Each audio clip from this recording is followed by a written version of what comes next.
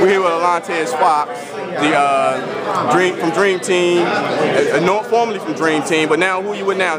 Right now, training we're around the corner at Lloyd Irvin's Mixed Martial Arts. I work with some UFC guys, getting their hands better.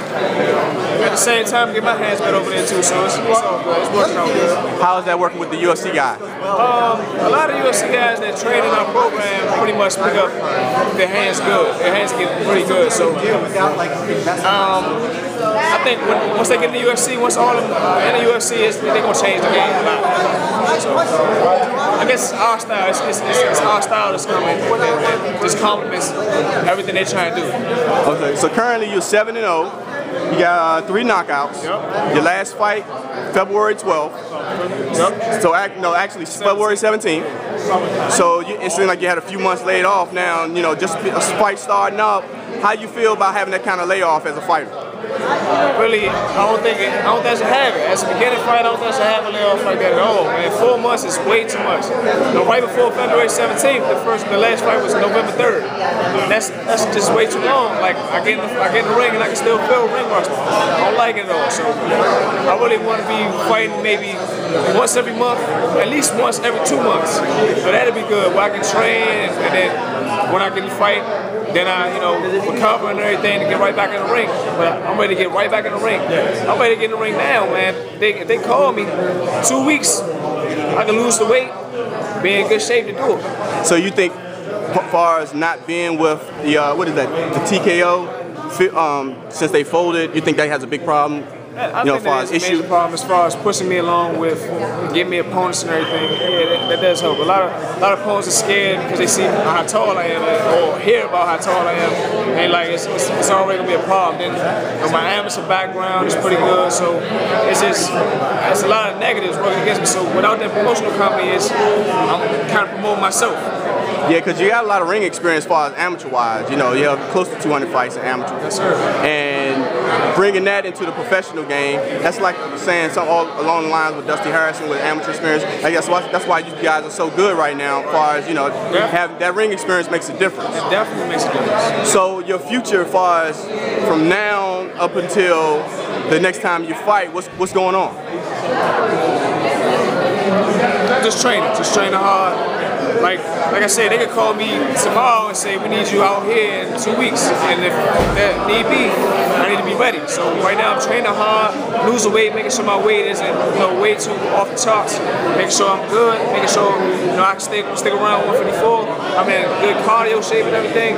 So they asked me to fight 4 rounds or 6 rounds, I should be able to do it. So no problem.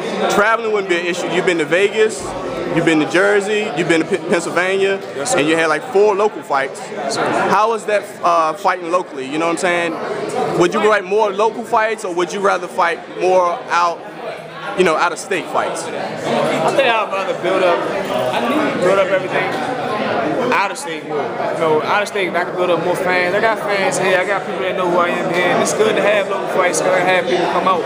But when I go out of town, the way I fight, I build fans. People like me, so they see this tall guy, pretty clean cut, young guys. It's a pretty good thing. So I can build fans out of town, and by the time it's time for me to get big, be on ESPN or in Showtime or HBO, I'm gonna have a fan base, and that's really what I want. Yeah, because fighting locally, like you said, it's good for the fans. The people that's been around you the longest get to see you fight because they get to travel everywhere you go.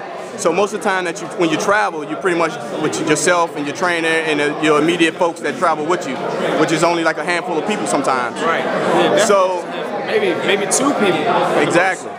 So in order for you to get the fan base that you want, you have to be pretty much televised. Right. So you're looking forward to that? Yeah, I mean, I really don't see the difference in camera being on me or no camera being on me. I'm gonna fight the same way. I'm not gonna get nervous in front of the camera. I'm in front of the camera right now, and I'm gonna talk the same, I'm gonna fight the same. If it was a fight right now, I'll fight and I do my thing. Yeah, because most of the time the camera is to get you more exposure, as far as people seeing who you are, seeing your talent in the ring, and also get to see your stamina as far as that, because you last, you know what I'm saying, you can last all around. So a lot of fights, like you said, you had 3 KOs, but the 4 fights with the distance, most of those were unanimous decisions though, right? So that shows that you're a pretty good fighter and everything. But the biggest concern for you is wanting to get more fights and more at a short time, you know what I'm saying? So what you think would be your goal to get there? Right now, make sure I talk to my manager, get my manager to give me a promotion to company so they can push me along. Push me along, I need them to move me faster. I need them to give me opponents. I mean, I guess it might take them paying an opponent to come out, but if that's what it takes, even if it's locally, for me to get more action, more fights, and, I might build a fan base just being here. If I need to be televised or whatever, I just want to.